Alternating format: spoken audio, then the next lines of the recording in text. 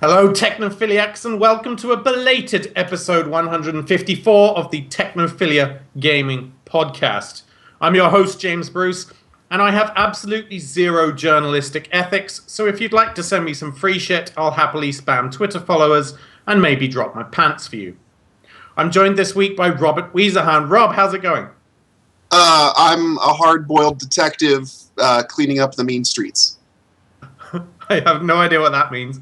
But I heard you quit your writing job at makeuseof.com, and I'd like to clarify, is this because of the constant sexual harassment from your gaming editor? Well, yeah, this isn't the first time. It's not the first time James has threatened to drop his pants, and Whoa, I'm not your James? You mean Dave? No, James, you just claimed to drop your pants for free stuff. This is true. I'm just claiming it's a recognizable pattern. He has been known to send his pants to the ground, and it's fine. If that's what he wants to do with his time, then let him do it. And this one you hear is Dave, the Make Use of Gaming editor. Dave, I have now heard from a very reliable source that you did in fact sexually harass one of your writers. Do you have any further comment on these very serious allegations? Which one? There's been a All lot. of them. There's been. It happens. What are you gonna do? It happens. Fair enough. I'm also joined by Rachel Kaiser, who I'm happy to announce has not quit anything, but has perhaps somewhat foolishly agreed to join us on the podcast on a more permanent basis. Welcome, Rachel. It's not an April Fool's joke. Not an April Fool's joke. Yeah, we decided to bring her back. She doesn't know it's an April Fool's joke yet. We'll tell her at the end of the show. Once we get one more good episode out of her, then we'll let her know that, by the way. I took the John Oliver no prank pledge, so, I'm now forbidden from retaliating in any way, so that would be exceptionally cruel, Dave. I took the day off from looking for any news posts for Gizmag and Digital Trends, the other websites that I write for, and I was like, you know what? There's going to be no fucking news written by me today. I don't feel like spending an extra 45 minutes vetting any story that I were to try to write, so I've done nothing today. I played Monster Hunter, which we'll get to in a bit. I noticed there's no April Fool's news on here, or is there? I can't tell. It all seems serious.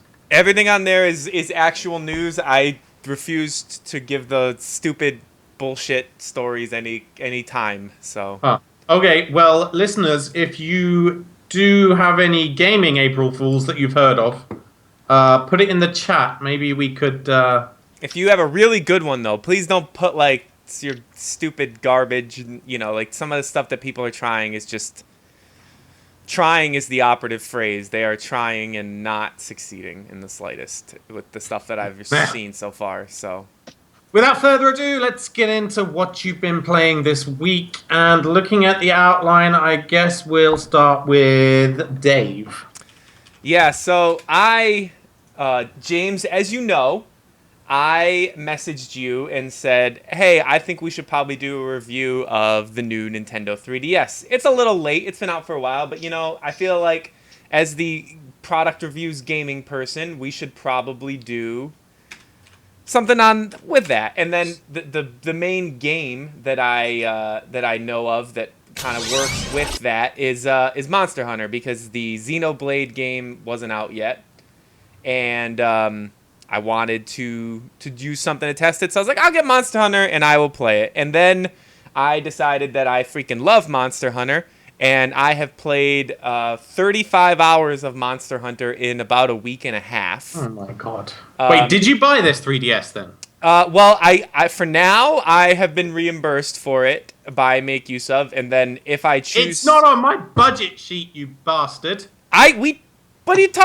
You're an idiot. All right. Whatever. Peek behind the Make Use of curtain. Anyhow, why is my thing telling me about emails? Anywho, I may end up keeping the 3DS because that's how much I love Monster Hunter. But at the same time, I'm playing it at a pace that is such that I may do everything there is to do in that game before the period of time in which I would finish reviewing it.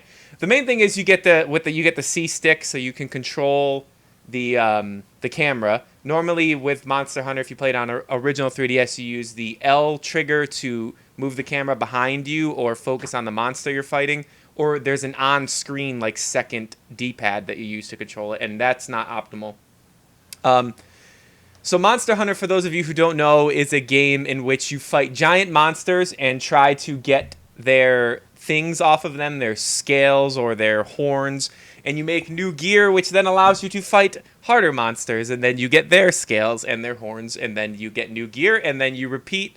The fights tend to be long. Sometimes they can be upwards of like 30, 40 minutes to fight a single monster.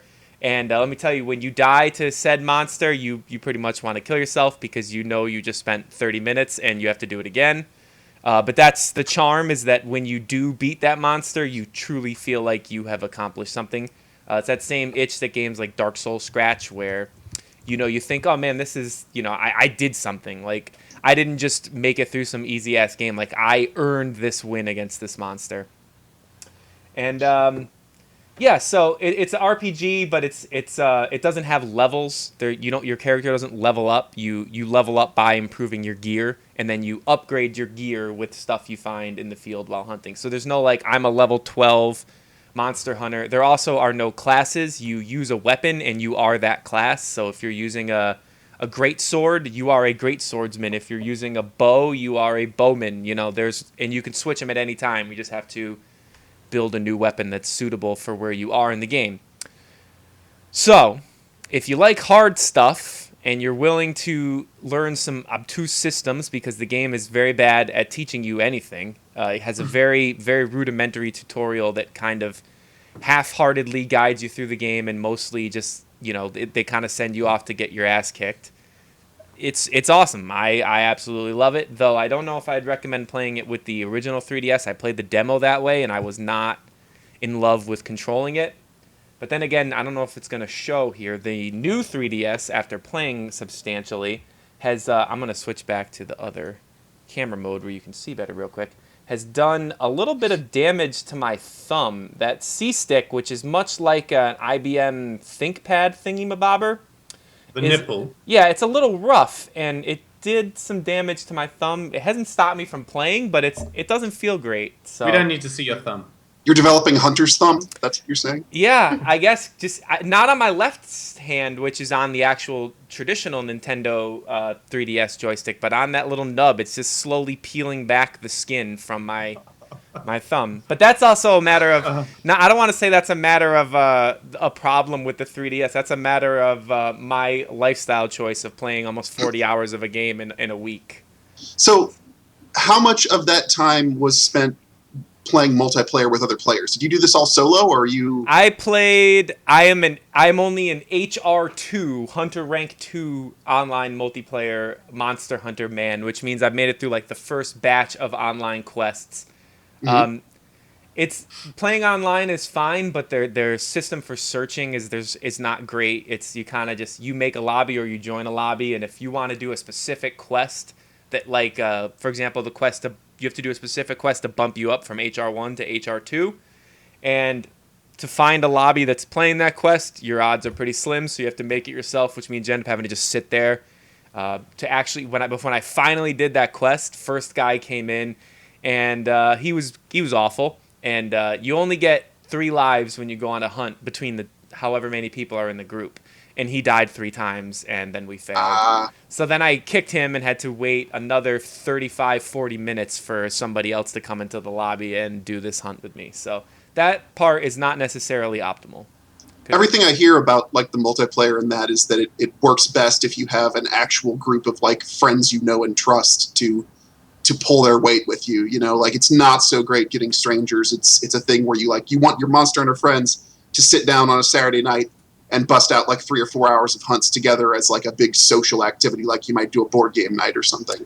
I mean, other than that one guy who sucked, I've had fine experiences with everybody online. Everybody has carried their weight. There's a lot of stuff in there where like the larger swords that do more damage can also knock your teammates down when you swing them willy-nilly, which it was always fun. If you want to troll people, which I use a long sword, which is very good at knocking teammates down. So sometimes when I know we're in a good situation where like, okay, we have this monster, there's really no way we can lose, I'll just start swinging like crazy to knock everybody down.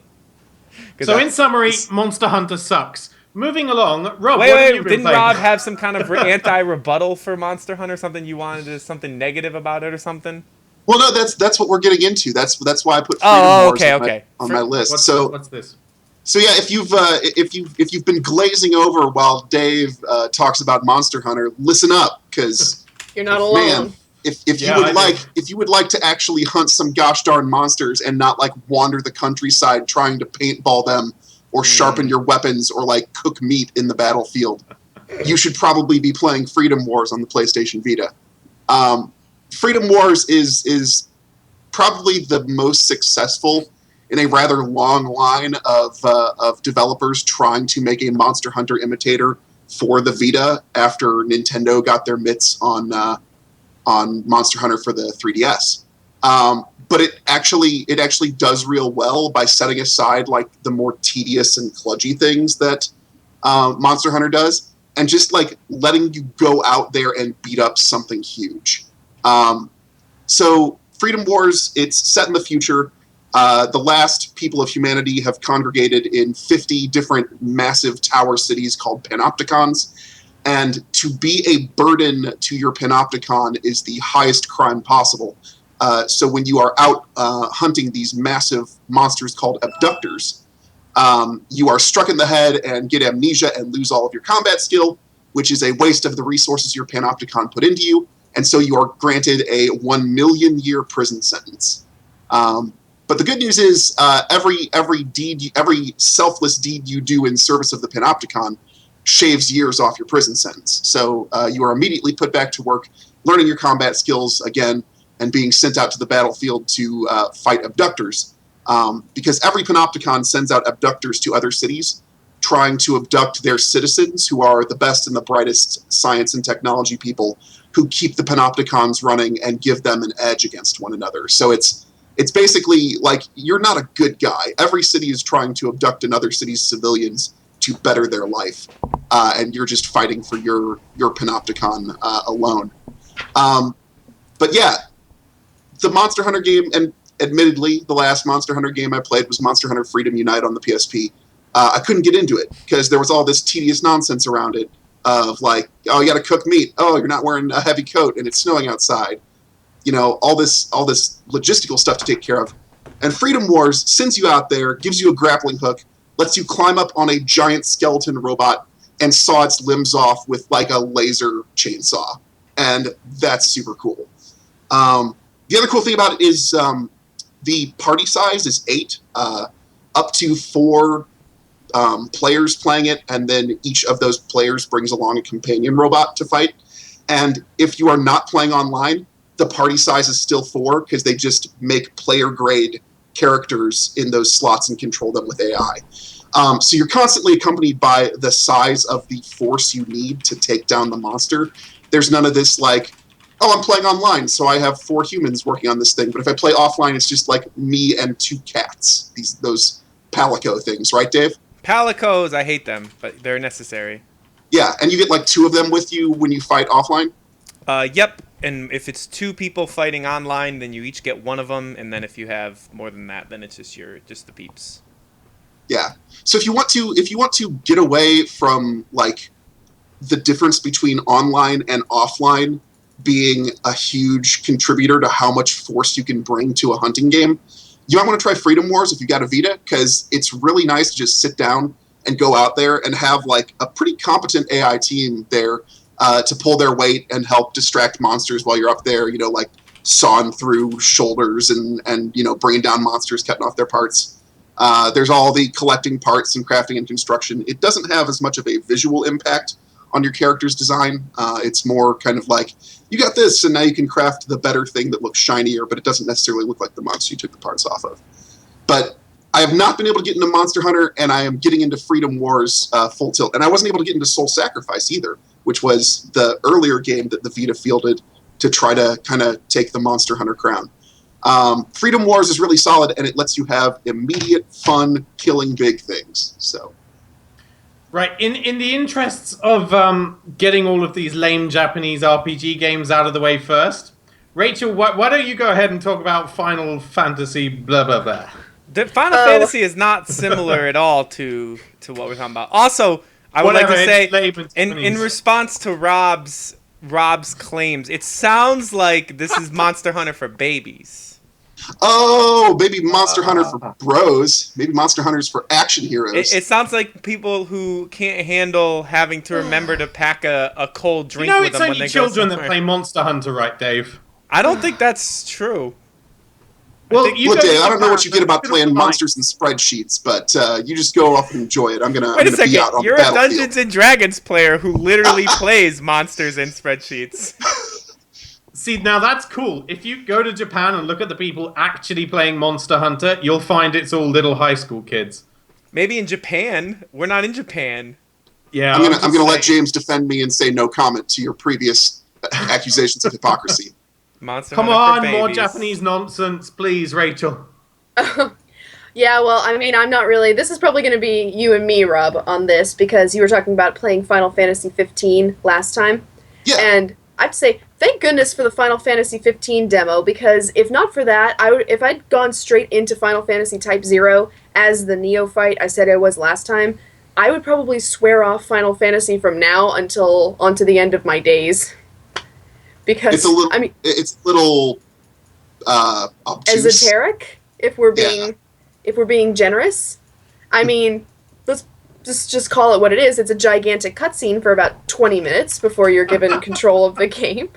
And then you're not given control of the character you see in the cutscenes. It's kind of a Japanese games thing. They love to milk Yeah, the complete nonsense. what I want to say. They love the extensive exposition. If you can't stand not actually getting to the point of a game for the first like X number of minutes, as much as Persona 4 is an amazing game, don't play that because you literally aren't doing anything meaningful for the first 2 hours. You're just watching the story play out. Well, I mean, I understood what was going on. I'm fine with exposition, but so I understood like the world and the dilemma, but I didn't but it doesn't become clear like just this is a spoiler-free expository information dump, but there is a character that you follow for about half of this cutscene until he finally croaks, and the whole time I'm sitting there thinking, get on with it! But, so, up until that point you're thinking, is this literally just a character that they're killing off, after a few minutes of screen time just so I'll feel bad? Or, so that my character, my stoic Final Fantasy character can have can make a moo face at him and just feel like, oh, that's too bad. The significance of the character who died doesn't become obvious until like a couple of hours into the game. Yeah. Which, that seems like a cheat to me. I mean, compared to the Final Fantasy 15 demo, which, I mean, it's not exactly Shakespeare, but I mean, within a couple of minutes and a few lines, they managed to establish who these guys are, where they are, and what their problem is. So, I mean, I'm fine with having more exposition. You just have to be able to set up things a little bit more quickly than Final Fantasy Type 0 does. But once you actually got to the gameplay of Type 0, how was it?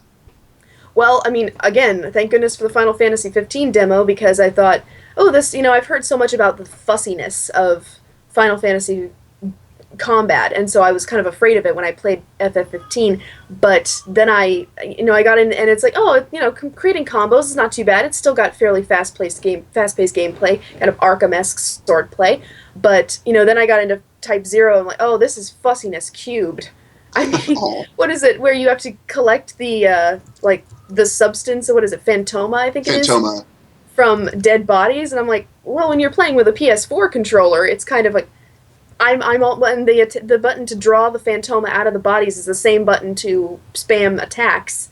So it's like, and you have to press a specific button, press the right analog stick a specific way to be able to target dead bodies as opposed to living ones to draw out the Phantoma. And if you don't draw out the Phantoma within a specific amount of time, the body just disappears and then the Phantoma is lost forever. And James, cut me off, please.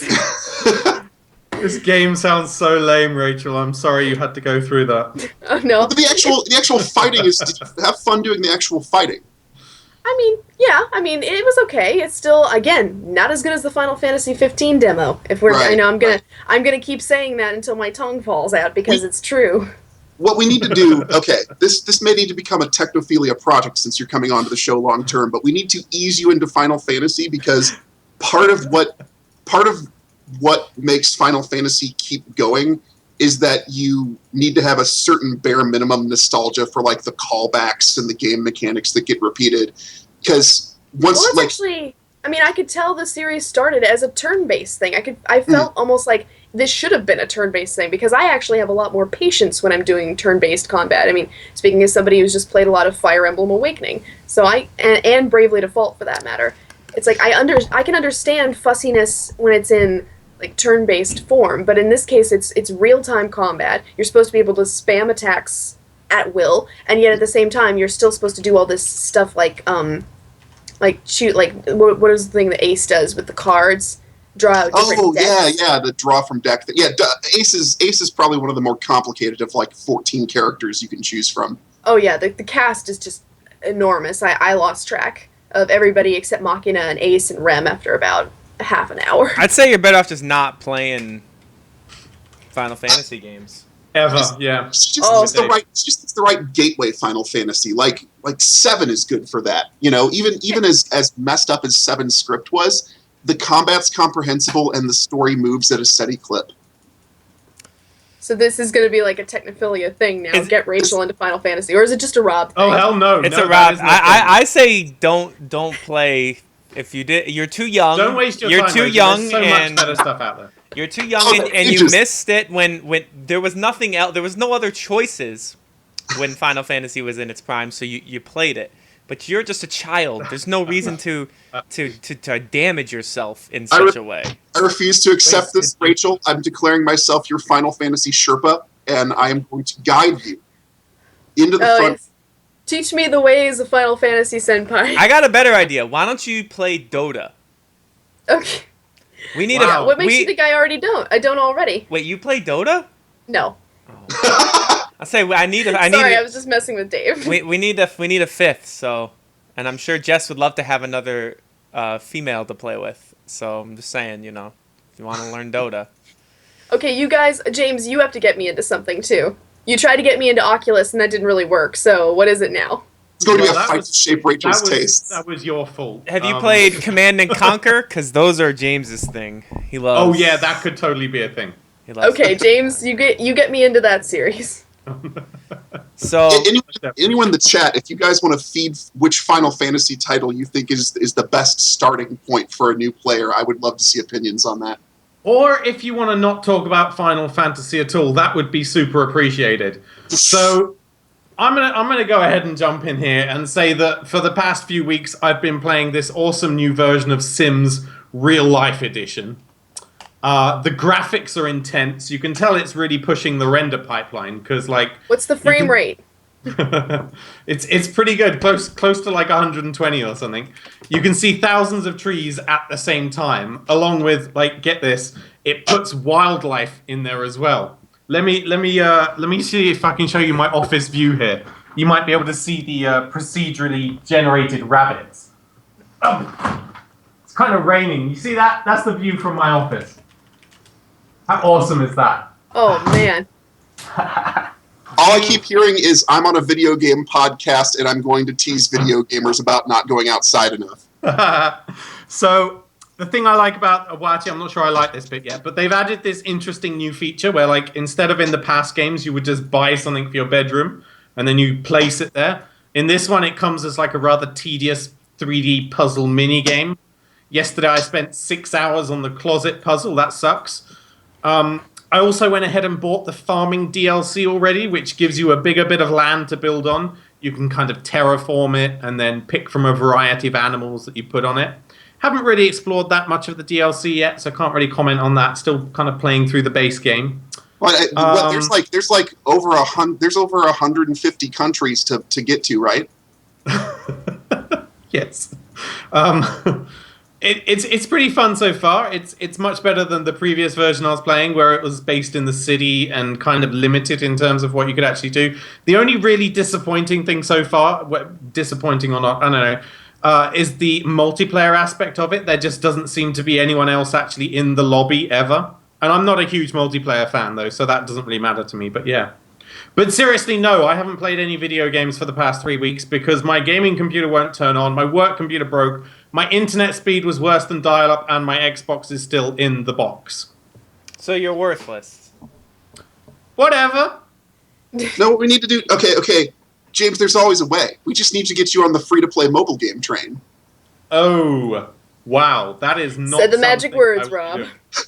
How would you like to wait for some energy meters to recharge while you do some logistical task and slowly make something grow for months at a time? That sounds awesome.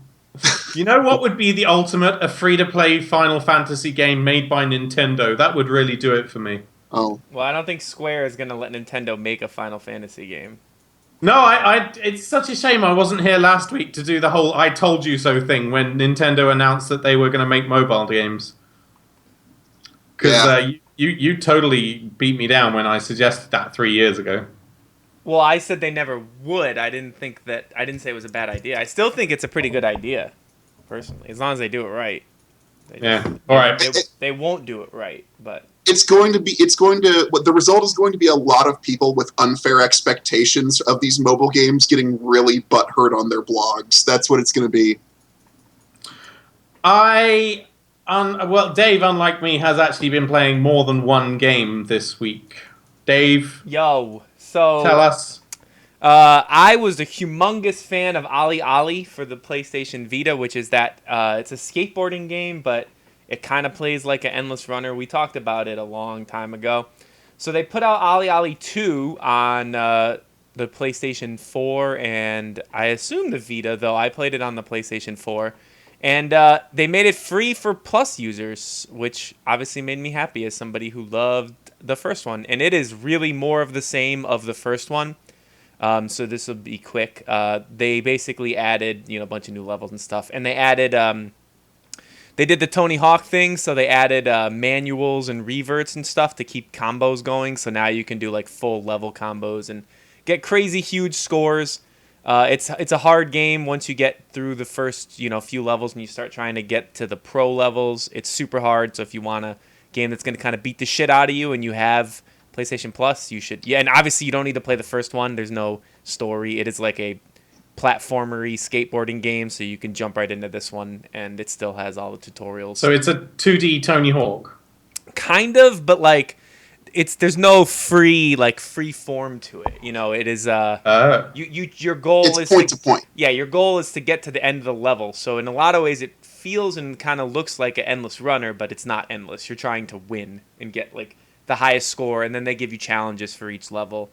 In a lot of ways it kind of has a lot of the feels like a mobile game, except that there's no like limiting well, you've played all you can play today. You can play a level 3,000 times until you beat it. And some levels you will have to play a lot if you want to beat them. So I definitely recommend if you have Plus, go scoop this one up. Because although it may not, it's April 1st now. It may be gone. I don't know.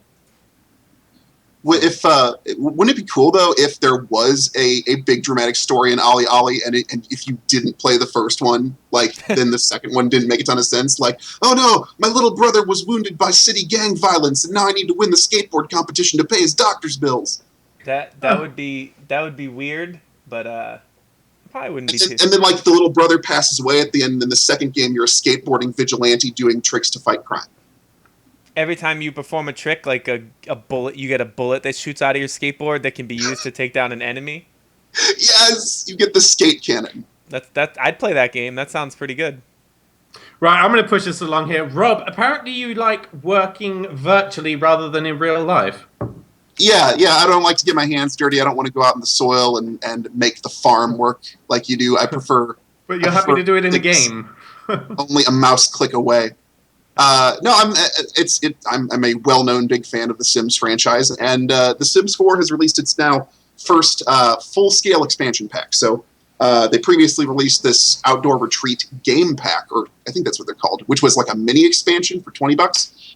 So now we got Get to Work, which is a $40 expansion that adds primarily interactive careers. So instead of your sim just disappearing off and it's you're a pro athlete or you're a space ranger while you're off the lot. Now you actually get to go to certain jobs and play them throughout the day. So those jobs are retailer, detective, doctor, or scientist. You can't play a criminal? You can't play a criminal actively. No, they Fuck. didn't. You can play a criminal as far as like just vanishing off the lot playing a criminal. 1 out of 10. You can play as a shop assistant. You manage your own. It's like a boutique. You own your own boutique, and you decide what's displayed there, and you have to talk people up, and All right, you're not playing as someone at the till or anything then, and stacking shelves, for instance. You're going up to people and saying, "How can I help you today? Can you imagine yourself buying one of these fine artisan toilets?" And then you show the person around your toilet store. I love fancy toilets. They're the best kind of toilets. And they say, where can I find the toilet paper? And you have to then go, this sounds amazing. I've got to say, I don't know why more people don't play this. So Scudderman says Sims has mini games now. Then, well, it's not even. I mean, mini games. Yeah, it's not so much a mini game. It's like an actual thing you participate in. Like you are actually walking around. Like so, I only have played about 4 or 5 hours since the expansion launched on Tuesday. But I immediately took one of my family members into the detective career, and you like go to the police station and get your case, and then you go to like one of the residential lots in the neighborhood, and it's either like got graffiti all over it, or it's got like it's had things stolen from it, and so you have to comb the scene for evidence, and you go from room to room, like pinging each room. And you have to do it every day? Every day that your sim goes to work, but you can also, so if you, like any given day that you don't want to do the active career, you can just say, like, it gives you a little pop-up that says join at work or send to work. Okay. If you click send to work, they just vanish to work, and you can play the rest of the family. To be clear, this isn't an April Fool's. This is literally a game upgrade where you can go to a virtual work. They've done one of these for every sim since The Sims 2, I think. You can tell how clueless I am about this nonsense. Okay. It's not unusual. But yeah, so the get to work thing is the primary motivator for getting it, but they've also added 2 new skills, baking and photography. Ooh, baking. I love baking.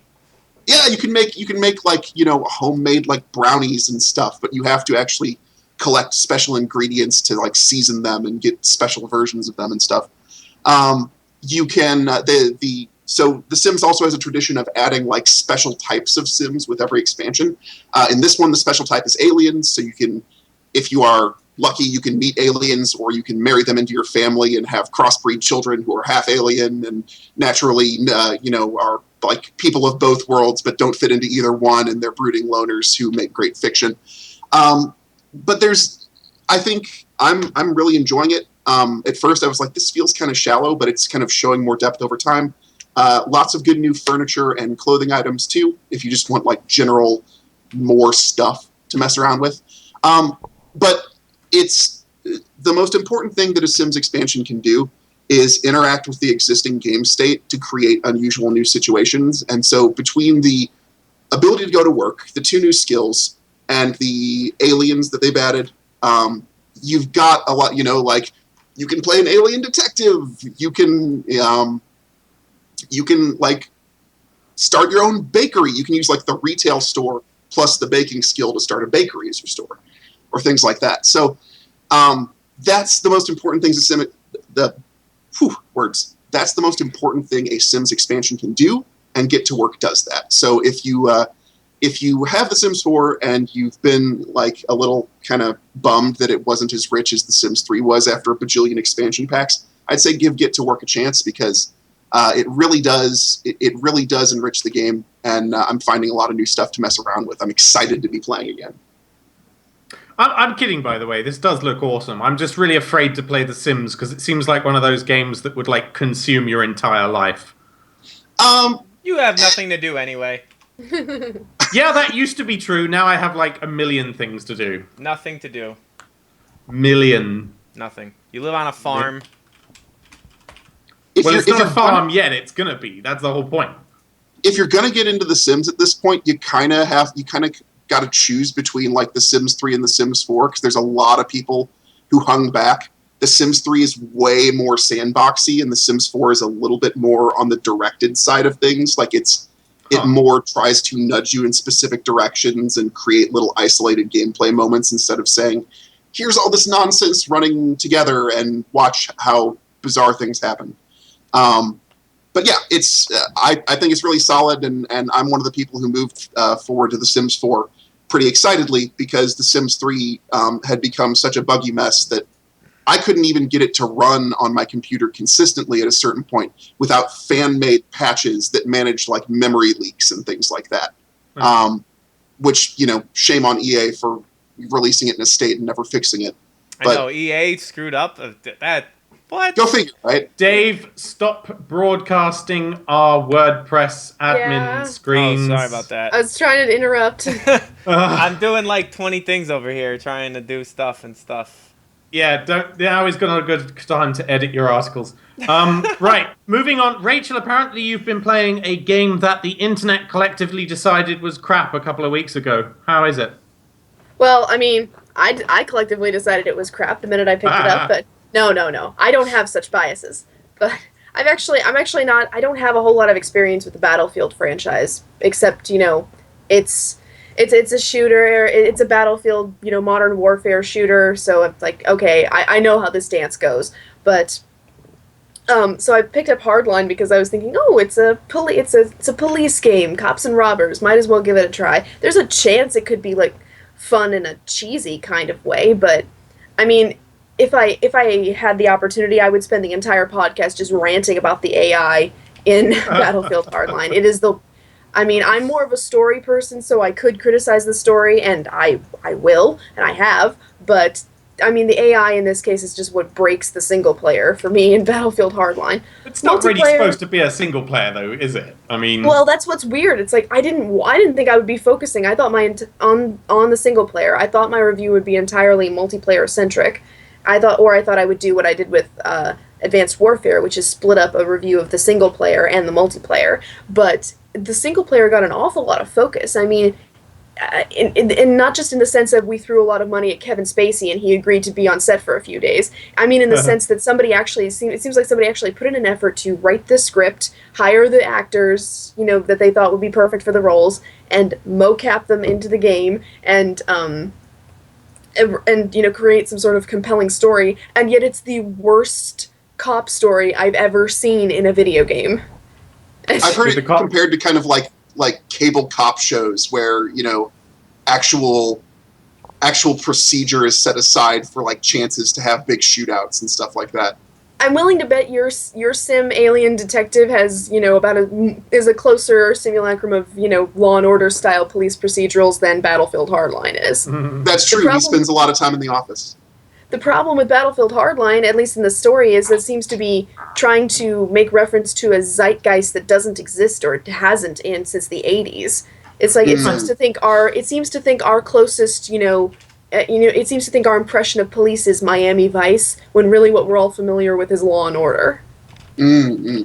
And the AI, God. They've tried to do stealth with Hardline, and they've got a whole bunch of new tools for stealth, including like distractions, takedowns. You can see cones of vision in the mini-map, which the cones of vision sort of take everything else away from the game, because you can literally yell freeze at a suspect who's standing less than 4 feet away from his mate, and then take him down, handcuff him, and pin him to the floor and leave him there, and his buddy doesn't notice anything because it's just outside of his cone of vision. Ooh. It's grown. Oh, that sounds gross. God. And it doesn't register. I mean, I heard this, there was one consistent complaint I heard about The Last of Us. Dissing The Last of Us is considered, taboo on the internet now, I guess. But I did hear one thing that people complained about, and that is that hostile AI deliberately doesn't seem to detect friendly AI. And sometimes my partner would literally run into suspects to try to catch up with me, and they wouldn't even register my partner being there. At one point, Travis Willingham's character, I don't remember their names, I just remember the actors, comes, running towards me as I'm sitting in cover waiting to ambush a suspect coming out of the mall. He practically hip checks the suspect to get to me. Suspect doesn't even flinch. In fact, I think he literally clips right through him, and the suspect doesn't even react, even though he went straight through his cone of vision. And I watched this, and I was like, I think the suspect detected me because I didn't even move for 5 minutes. I was just like, are you kidding me? Oh, I understand the argument of like, well, we can't have the AI like messing up the player's gameplay. You know, we don't want the player blaming the AI for like total instance failure. But maybe the better plan would have been to shore up the friendly AI so that they don't get themselves into situations where it breaks the player's immersion into the first place. Well, what's weird is there are situations in the game where you're separated from your partner for some reason. Like in one of the first missions, Kelly Hu's character, who is supposed to be your new partner, you're chasing down some cocaine dealer, and she is somewhere else in the hotel. I'm not exactly sure where she is. She talks to you over radio, and she's not a factor in gameplay anymore. And I said, can't we just come up with an excuse to dispose of the partner for all other missions, because they're not helpful. Just, have them say, give them a sniper rifle, tell them to go to a vantage point and stay there, and then have the AI just sort of banter in your ear while you handle all the cop stuff down on the ground floor. I would be fine with that. And even if it is if it's as transparent as anything, it doesn't matter, because the only thing the AI ever did for me is if I had to arrest multiple suspects, you can, like, yell freeze and, flash your badge at up to 3 different people in a certain radius, but if you don't keep a gun trained on them at all times, they will eventually, like, draw on themselves. Mm-hmm. That's the only good thing your partner ever does, is cool. Pull a gun on them and say, don't worry, I've got them covered, you arrest that guy first. But I was gonna say, so the story, you're saying the single player campaign kind of lackluster, but how have you enjoyed the multiplayer as far as just like playing it as a sit down, shoot some dudes multiplayer shooter? I mean, it's a sit down, shoot some dudes multiplayer, and that's always fun if you're into that sort of thing. Especially they have Hotwire mode, which sort of takes like capture the flag and turns it into capture the car. So they're always that's a very simplistic way of describing it, but it's much more mobile. No, it's pretty much exactly that, though. Yeah, pretty much. It's faster paced. It's fun, but the reason I bring up the single player is just because the multiplayer didn't seem to change that much. I mean, some of the maps are too small, and I could nitpick about that, but it seems wrong to nitpick about multiplayer when the multiplayer is generally okay. When there's a huge, juicy, like, single player campaign that is just full of things you can criticize. It's almost like they painted a huge target on single player's back and then shoved it out there just so people wouldn't nitpick about the multiplayer. But it's like, pick on that guy, he's an easy target. Do you see yourself still playing the multiplayer a month or two down the road? If I was into Battlefield, I'm not generally a first-person shooter sort of person, but it's functional, it's fun. It's better than CODA, I think, and Call of Duty Advanced Warfare. In multiplayer. Throwing it down. I couldn't stand the exosuits in multiplayer, and especially things like shields. They didn't seem functional. I mean, here you've got grappling hooks, you've got a bunch of things that help your mobility. Whereas in Call of Duty Advanced Warfare, what you had was basically a double jump. They call it a jetpack, but it was a double jump. You're a double jump. Wow, I feel like Mario here. Wonderful. New exosuits feature summed up in one. It's a double jump. You're a double jump. I hate you. Just kidding. I don't like Call of Duty anyway, but I just wanted to... So, personally, no. I won't be playing Battlefield Hardline in a little while. But that's because I'll have moved on to bigger and better things. Lies. But I don't believe you. But if you're into FPSs, I think you might enjoy the multiplayer more than I did. But people didn't, though. They just said it was more of the exact same and boring and... It's the standard. I mean, look, we could argue, forever about whether or not these like big first-person shooter franchises actually need annual updates when a lot of what we're doing is the same thing over and over. I think there's been some effort to kind of get away from we're just packaging the same multiplayer in a different skin. But yeah, like I think the people who are paying $60 a year for that plus $60 more in map DLC over the course of the year, they're on board. Like, at this point, you're either on or you're off for it. Well, on that bombshell, let's move on to the news. Scudderman posted a April Fool's thingy in the chat room. Minecraft has released a new version, apparently. You can actually play it on the dev channel, I believe, which... removes the combat from the game entirely. It's called the Love and Hugs update. that's pretty much the only thing it updates. No more combat, and there's no health and no hunger because they're not appropriate gameplay mechanics for a game about love, sharing, and peacefulness. And the bats are now 20% cuter. Oh, and the chickens, you can ride the chickens. That sounds cool. I do love riding chickens.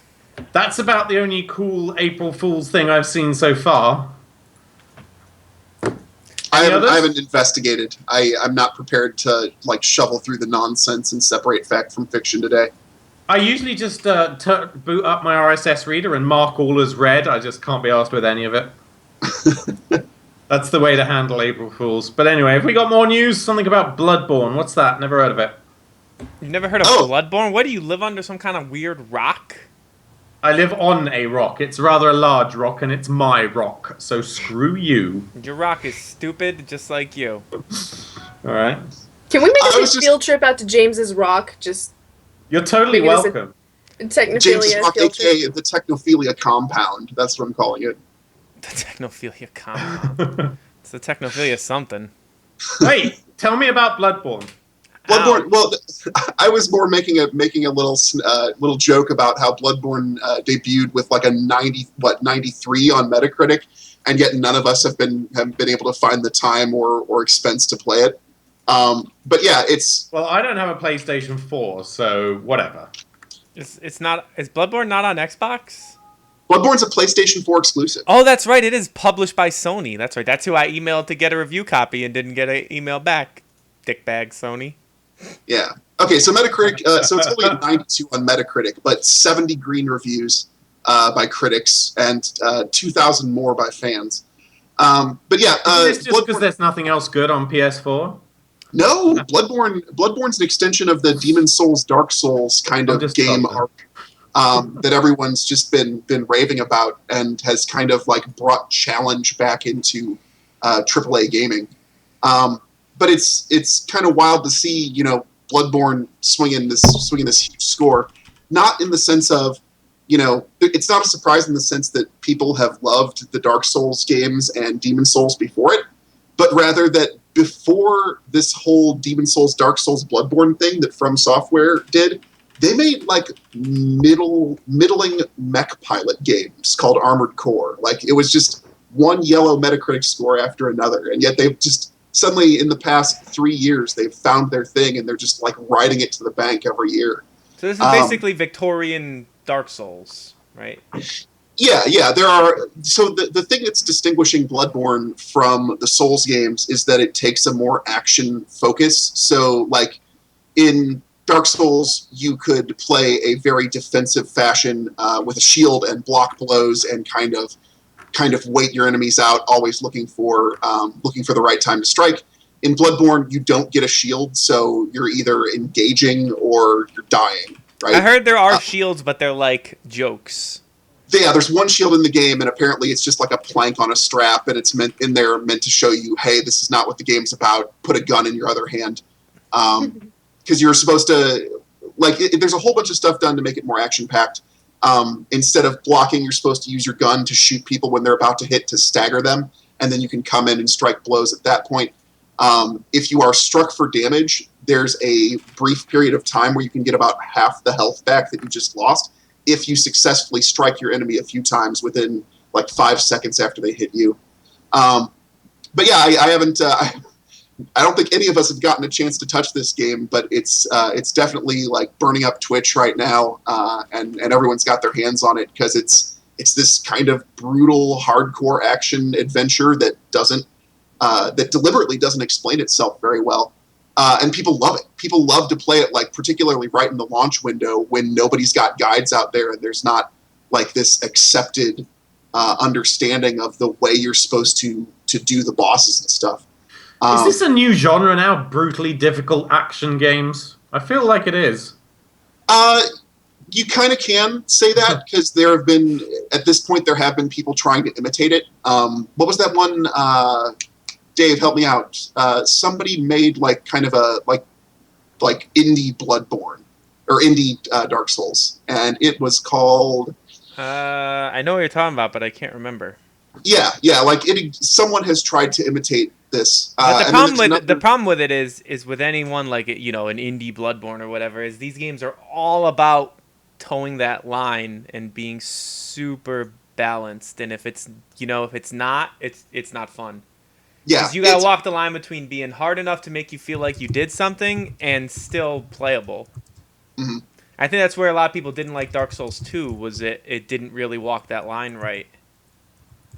I've heard people say that the whole success of Dark Souls is kind of like the most you could hope for as far as something close to Monster Hunter taking off in the West, because it is that same kind of thing of, you're going in and you're doing this challenging thing where you feel super accomplished when you win because it took so much time and energy to slog your way through the next boss or whatever. It's also very slow and methodical combat, not like it's like Devil May Cry where you're in there doing ninja flips and going YOLO mode. If you try to go YOLO mode in either of these games, you're dead. Yeah, but it's weird to see, like, also the so they obviously, this was published by Sony. Namco Bandai published the Dark Souls games, and really everything that matters about Dark Souls is imitated in Bloodborne. You've got like the Dark World, you've got the like finding open windows to attack, animation based combat with kind of slow methodical hits. But because they just write different fiction, suddenly it's a new property and they can go to a new publisher and get a boatload of money driven up to them for exclusivity. Like, it's so weird how that works. Like, nobody's sitting here and saying, what, I can't say praise the sun in Bloodborne? 0 out of 10. Like, nobody was attached to those characters or the themes of that specific world. This is still dark gothic world with the same action, the same game mechanics, with little tweaks. But it's just so weird to have seen what's effectively the same game franchise now take on 3 different names just to honor 3 different publishing agreements. But this is like the what's it called?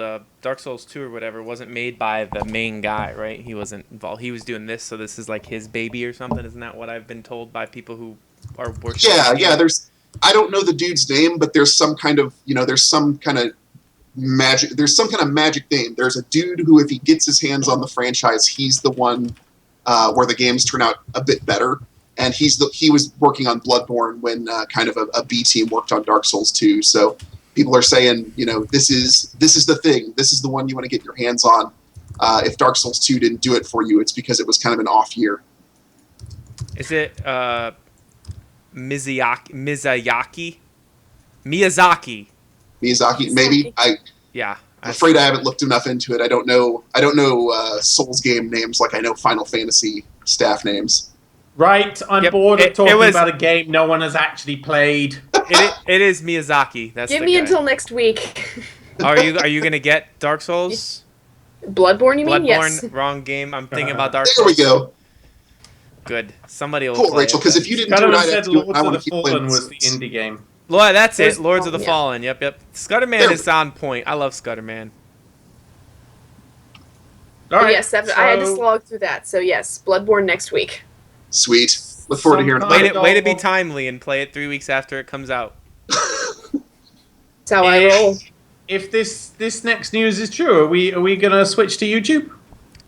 I don't know. I actually considered. I was like, what if we got in on it while it's still like growing, and then we could be like one of the pioneers of it. But I people think the same thing when the Hitbox got going and stuff like. Tell us what this news is. Right. So the news is that YouTube has their YouTube Live thing, which is their live streaming platform, and it's no one uses it, right? I mean, everybody uses Twitch. If you're gonna for video game stuff. So YouTube. To be clear, is this different to Google Hangouts? Yeah, this Live. is like, you use XSplit or OBS to broadcast on YouTube. Oh, I didn't know that was a thing. All right. Well, that's because no one uses it. So they're kind of, I guess, relaunching it and aiming it at the esports and gaming crowd. So basically, they're trying to go head to head with Twitch. I assume that what happened was, they tried to buy Twitch and they were not able to. Amazon bought Twitch and they're like, well, shit. I guess we should really focus on that area because this is valuable. And so they're going to kind of... I don't think they're rebranding it. I think it's still just going to be like YouTube Live or whatever. But they're gonna, I assume, change their marketing focus.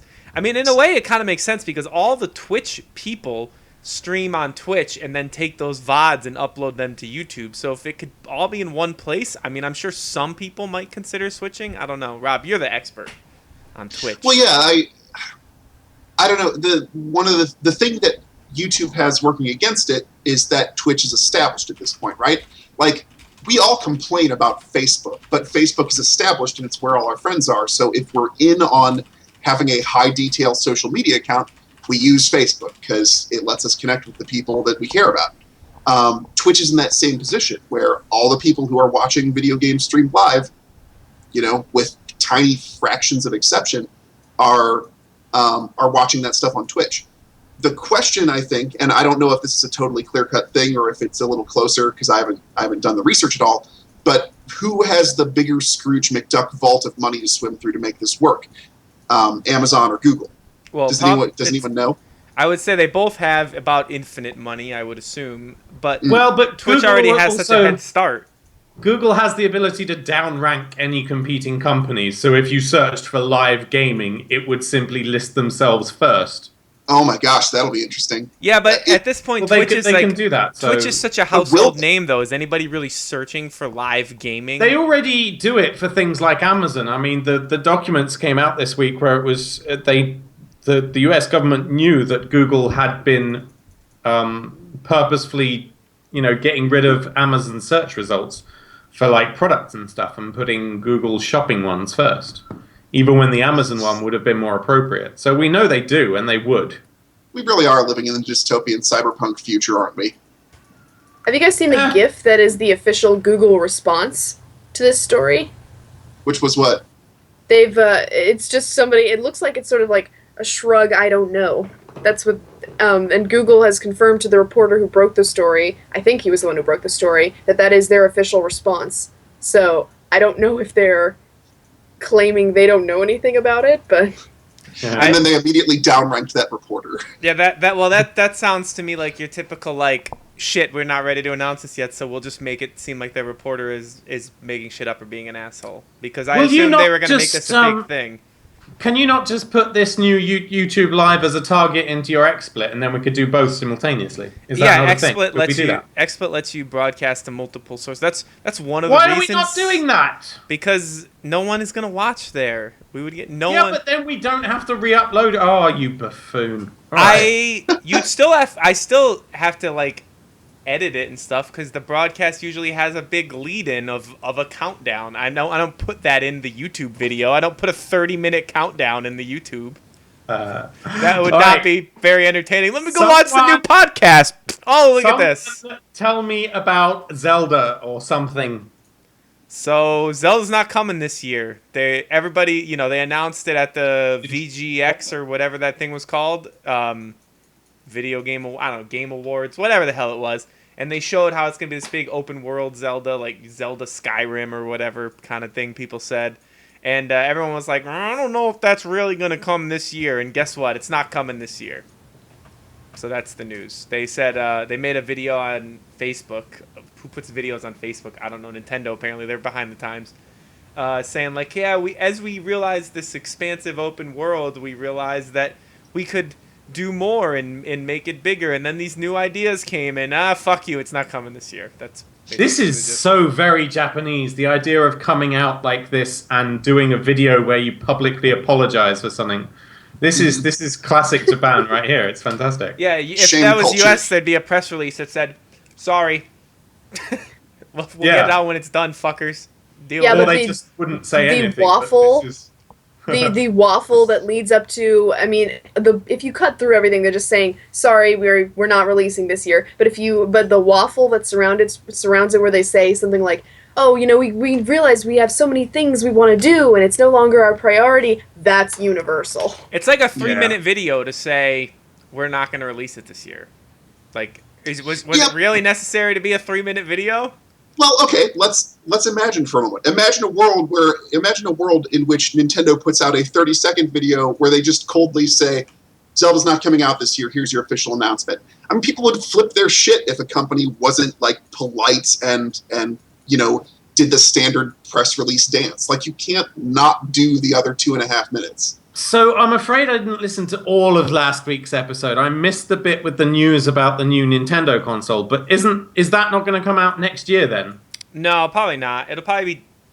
If I had to guess, I would say 2017 because that would put them on the 5-year cycle from the Wii U. Okay. The question is, So this- how are they this going to will waffle actually be around for with the Wii Wii U for 2 more years? I don't know. Well, it doesn't considering seem like... they're now saying that neither Uncharted 4 or the open world Zelda are coming out anytime soon for the PS4. They're sort of bleeding killer apps all over the Wii U, place. Yeah. Mm-hmm. Yeah. Well, they can always try and release it on a console that does actually sell games, I guess. Yeah. Yeah, Zing! Nintendo's All good. right. But Nintendo sells games, they just don't sell consoles anymore, apparently. Yeah. But whenever the Zelda comes out, I think we can all agree that it'll probably sell quite well. It's just, what are they going to It'll put be out in the interesting to meantime? see if Zelda fans who really like to get the same game every time, pretty much. I mean, barring, little detours like the travel by boat in Wind Waker or whatnot. Like, the Zelda formula is pretty set, so it'll be interesting to see if open world is a thing that you can kind of just, cram in there and still make the Zelda formula feel good enough for the core fans, or if it's going to alienate the core fans and bring in more of the, Skyrim fans or whatever. So I'll just jump on this next bit of news unless someone else particularly wants to. Why would anybody want to talk about this garbage? Well, I don't know. Someone else added it. I didn't bloody add this. I added it, but I felt that it was necessary to mention. All right, fair enough. So the HTC Vive partnership, the HTC Valve partnership, where they announced the Vive VR headset for later this year and the development kit soon. They've just announced that the development kit would be free, but it'll only be free to around 200 developers who they're presumably going to approach personally rather than just taking random people in a form or whatever. I'm not quite sure if this is enough to put them back into the game, because at this point Oculus is the kind of standard for developers, and even selling theirs at $300 to $350, they've got thousands of developers on board already who are making stuff for the Rift, and I'm not sure if this is going to pull everyone away for it yet. Is it going to mean that the Vive has content in time for its release later this year? I don't know, but there we go. Vive dev units will be given away for free to 200 developers. That's it. 200 is a lot. Depending how many... It's not a lot. That's a lot of... how many people, real legitimate developers, are even out there? But it's not just about the real legitimate developers. I mean, the fact that Oculus sold it to anyone has given it a lot of buzz. A lot of people like myself who aren't developers or who want to be, but who are just kind of fans really, and who can do the free PR and stuff. I don't know if they've said that they're actually going to sell the Vive dev units anyway, or if it's just why would they? 200 units The for free. actual thing is coming out in 6 months or whatever, 8 months. Yeah, I got to think that's going to be delayed, to be honest. They always are. I think that it is Valve, so Valve time is a thing that exists. I mean, we still don't have Half-Life 3, so it's quite possible that it doesn't come out. But HTC is, at the same time, they're not Valve, and they're the ones actually making it. So you know what I think? I think they are going to release the Vive dev unit in conjunction with Half-Life 3. As a Vive exclusive title. that would just blow your be mind? the killer app. So That would be awesome. There would But- The internet would pop their top over that. I mean, That people would be mad, but how mad could you be? It's Valve. No one gets real mad at Valve, so they would be like, "This is annoying." Well, go buy a Vive, a Revive, a Vive, a Vivi, a Vivi, Vive. Vivi. Right. Last bit of news. Something nonsense. Go on. Who's taking that? Type into the dead, Rob. Don't you like Type into the dead? I do, but I don't think custom dictionaries is a newsworthy event. I think it is. Think of all the shit that's gonna be in that game now. Oh, it's gonna be great. Yeah, I mean, I Your read own that. game. I read that there's already a really bigoted, offensive Oh, they're all gonna be dictionary on offensive. Steam Workshop. It's gonna be great. It's gonna be awesome. It's gonna be the best. That's all I just wanted to say. It's gonna be the best. If we're gonna be super obscure, we should probably at least explain ourselves. Typing of the Dead is the House of the Dead light gun style game translated to type words to kill zombies, and it's actually what I learned to type playing. I played the original Typing of the Dead to teach myself to type. So custom dictionaries means instead Mavis of using... Beacon is turning over in her grave. Oh, but it was so good. Like it gamified it, and it gave me points, and zombies exploded. I was a young boy ready to learn in that environment. So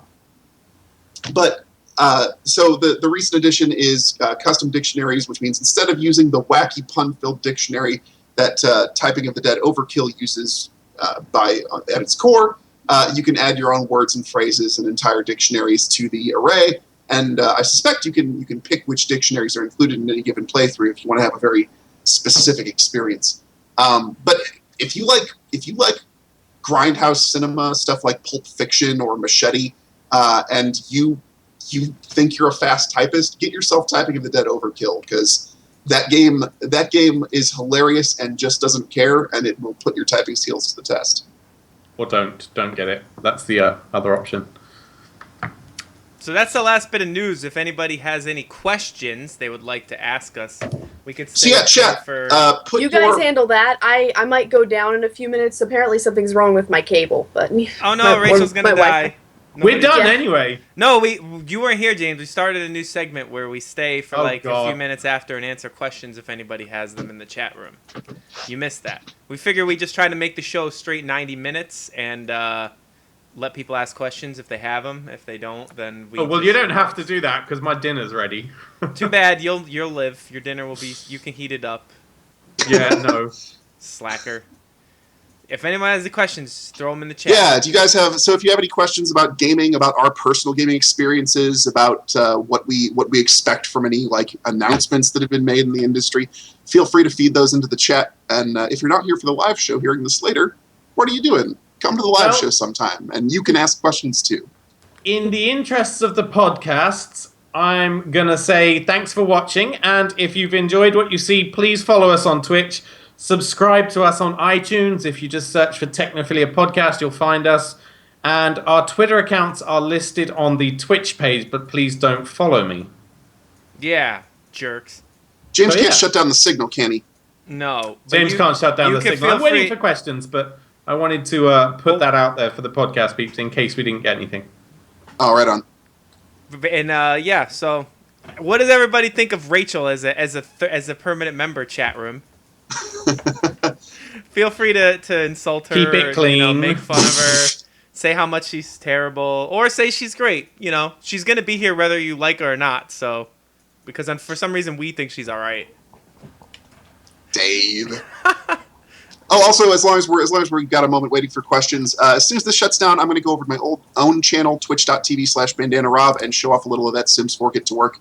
So if you're inclined to keep watching that, feel free to check me out there, or we can just throw it into host mode too, I guess, if you want to, once you shut down, Dave. Yeah, once you tell me how to do that. Oh, Pallid Mist says, about Rachel, about time we had somebody who knows something about gaming. Yes! I totally agree. Zing, twist the knife, Pallid Mist. Great job. Great job. I'm just going to be over here with a Cheshire Cat grin until my signal cuts out, if that ever happens. Are you expecting that? Is it that bad in internet service country? I've been warned that my service might get cut off because of some maintenance. So if I suddenly go, it's not because I've been, you just assume it. You can assume it's an apocalyptic event if you like, but that's not actually what's happening. I just got my awesome internet put back today. I can stream a million things at the same time. Your internet doesn't sound that awesome. 35 megs a second is not really that great. You know what? It's a fucking shitload better than the 5 megabits I was getting before, and the upload speed of about 0.2. Well, holy crap! Yeah, that was a definitely not good. That was an embarrassment. I could turn on my phone and get a faster speed than that. I mean, seriously, BT. I'm getting a faster speed pulling stuff out of the air than you're pushing down a copper line buried in the ground. What the hell is wrong with... Though my internet is rated at 100, and I never get that, so I usually get around 50. Scudderman says Rachel is a balancing force on the podcast in both terms of opinions and bring the presenters to an even number. Marty McFly says Rachel is great, but he also asks, do you think next-gen consoles will really be an upgrade, as many devs have already reached the limit? So I think this is kind of a graphics and presentation question where, the more powerful our machines are, the more we expect to get our mileage out of them. And then the more, that's how we get these teams the size of like Ubisoft and EA teams of like 300 to 500 people working on a game, and therefore bigger expectations for sales accordingly. What do you guys think? They're already behind. I mean, they're already beat by like a $1,800 PC is already, not even, probably $1,500 PC is better than a PS4 and an Xbox One. So they're already losing. But when you compare a $1,500 PC to a console, you're kind of cutting anybody who doesn't make the wages to buy a $1,500 PC out of this argument. Right. But I'm just saying, are they, the question is, will they, will they get an upgrade? Are devs already reaching the limit? Like, they already have passed the limit because they're already making games that use that $1,500 PC to almost to its fullest, and then they have to downscale them to the consoles. So they're already past their prime. Yeah, I mean, I think there's always going to be a mark. It's not going to be a matter of the PC is going to edge out the console entirely unless the power of the PC gets put in some much more cost-efficient solution for people. Well, a year from now it will be, though. A year from now, that $1,500 PC is going to be $800. Same specs, but it's going to be $800 because the new $1,500 PC will be twice as good as the consoles are now. You know what I mean? Mm-hmm. So that's the problem is they hit that last generation. It took them like 2-3 years into the generation to hit that point. They hit that point like the day these consoles were out. Yeah. I don't know. I think one thing you underestimate about consoles is that they're very easy to buy and install, which totally. I'm not saying consoles are dead or anything. Like, the consoles are fine. They're selling better now than they were last generation. I'm just saying that they're a little underwhelming in terms of the hardware. Yeah. And another thing we're seeing a lot is that because a lot of developers know they don't have the manpower or money to squeeze every bit out of the console, they're going for games that are style over raw polygon count and raw texture resolution, and they're making games that are stylish and gameplay first. We see that every month with things like Helldivers. There's no way Helldivers is pushing the PS4. It's on the PS3 as well. But it's a super fun concept. It looks pretty, and it does what it needs to do. It gives you a lot of multiplayer fun and doesn't need to push the limits of the system. So I think we're going to see a lot more of that. It's no longer like during the Super Nintendo generation, all the games more or less had a pretty uniform visual quality about them. There was a range, but the range was much narrower. Now we're going to see a much bigger range, but that range is also totally acceptable, and it's going to let smaller teams into the market. Yep. So. Also, the other thing, too, in the old days was PC games were different than console games. Like, they made different games. You weren't going to find, like, Myst on a Super Nintendo. So the types of games that were on PC were different. Now they're just the same game. The PC is a parallel platform that is objectively better. We're crossing the streams. Pallid Mist says... No. Hold on. I lost the question. I just want a console that can handle 4K virtual reality. That would be good. Or any kind of VR, You'll be waiting until the next gen. Yeah. This gen isn't going to cut it, I'm afraid. Marty McFly said, how do you feel about Fallout 4 being announced E3 2015? Is that a thing? Do we know that now? I don't think that was... Unless it was just confirmed, like, today. Last I heard was that story we talked about a few weeks ago where they said, hey, we're doing a thing. And that was it.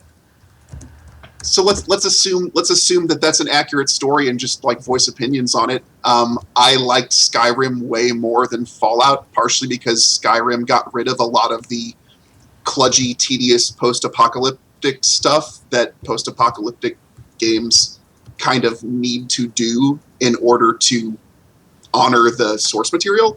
Like, I don't want to have obnoxiously low carry weights and concerns about wandering into radiation and things like that. I think if Fallout 4 is more like Skyrim, I'll be excited, but if not, I might be giving Fallout 4 a pass. So a voice actor, Eric Todd Dellums, tweeted. Three Dog tweeted. I just did something that will hopefully make all you Three Dog fans smile. So I think that was 2 days ago. So that is. Yeah, that's the new. That was on March 30th, so not April 1st. So that I think that's the thing that kind of got the Fallout 4 people on the fire again. That and a game designer from Destiny just joined with Bethesda. But that just means Bethesda's working on a big game. Like, of course they are. They're working on a. They're working. Yeah, Bethesda's working on a big something, so they're going to hire, important people for that. I mean, there's no question whether or not it's Fallout. They're working on something big. Could be. What if it's a new IP? Would people want that, or would people rather a new Fallout? I don't know what people want anymore. With Bethesda, it solely depends on the gameplay. Like I said, I want more of things like Skyrim that just let me go and be an adventurer and react to things as they come up. I don't like tons of preparation in my action RPG gameplay. Yep. So we lost Rachel. Her internet died. And that makes the video look mad funny because her thing isn't filling up the right amount of the screen, and now we look ridiculous. Dave, have you ever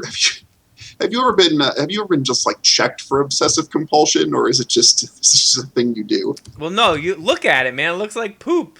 It's a placeholder. It'll be fine. It looks like poop. Poopy. Anywho, See, any more questions in the chat? If you guys hurry, you've got 10 minutes tops. But I guess we could also close up shop if people aren't really seizing on the opportunity. Who's Maggie? Margaret Thatcher. Oh. Apparently, there was a BT did a big push to put fibre to premises in England like years ago, but she shot it down because it was anti-competitive. Which is the reason we have such shit internet in England today. So, quick bit of advice for anyone with BT. If you've checked on the superfast broadband map and it says your exchange is in an area of high demand and you can't actually order fiber, phone them up and tell them you're going to cancel because their speeds are embarrassing. And suddenly, the fiber option will be available to you, which is what I did. I just got so pissed off the other day how slow it was. I phoned up. I said, I want to just cancel this. It's crap. And they're like, oh, that's really because we've got a faster speed available to you now. Oh, how convenient. You assholes. But anyway, yeah. James, I'm playing. Has anybody seen The Walking Dead? Yeah, I watched the finale.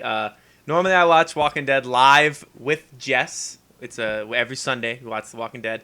But this Sunday was WrestleMania, brother. So I didn't watch it live. I watched WrestleMania live and then watched The Walking Dead after. And I thought the finale was okay. You broadcasting my popular RPI video on the Twitch stream? We are. This video is currently our number one video. Yes, it's less than 400 views away from 400,000. So holy shit! Everybody go 400,000. Everybody go watch that video real quick. Let's get James's video that he made for Make Use Of to 400,000 views because that's pretty freaking impressive. I want such a big bonus on that. That is ridiculous. Isn't that funny that you made $20 to make that video? That is absolutely ridiculous. I'm so... Oh. And not only that, it has an absolutely incredible like-to-dislike ratio of 1,521 likes and 53 dislikes. So that is an absurd like-to-dislike ratio. I'm pretty sure that's more views than we've ever had on any article, even, ever. Probably. That 400,000 is a lot of views. I mean, it's the thing is, they don't all come to the article. They watch it straight No. Most of the... If you type in Raspberry Pi into YouTube, it's the top video for Raspberry Pi, or it was last time I checked. Damn. Yeah, it's the top video for Raspberry Pi when you search. Why are they not sending me for more free shit after all this PR? I know, right? They so, I mean, I feel like I get some credit because I did edit this video. I think it was your idea anyway. It was also my idea, yes. But yes. But also look at this awesome credit stream that I made at the end. It's fantastic. Everybody, let's just take this in and enjoy it for a second. Look at this. Look at this. Look at that. You'll see it in 15 seconds. Oh, God damn it. Oh, look at this. This is beautiful. I mean, look at this. This is, oh, it's so good. It's so beautiful. Where's the credits? Come on. That's so good. I mean, there's only 2 names in the credits, but oh, and DJ Cutman for his music. That's kind of clever. I like that. Look at that. I mean, I'm it's, behind that. that's the kind of shit. 400,000 people have watched that. I mean, come on, that's some impressive credit work there on my part. At this point, we're getting just questions about The Walking Dead, and I feel like this damages the purity of our brand. Also, I don't want to this. talk. I don't want to talk about The Walking Dead because that would be spoilers for people who aren't current on it.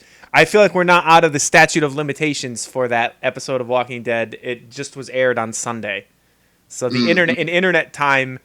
People need more time to watch that. And get around to their DVRs. Someone asked what Rachel's channel on Twitch is. I don't think she has one.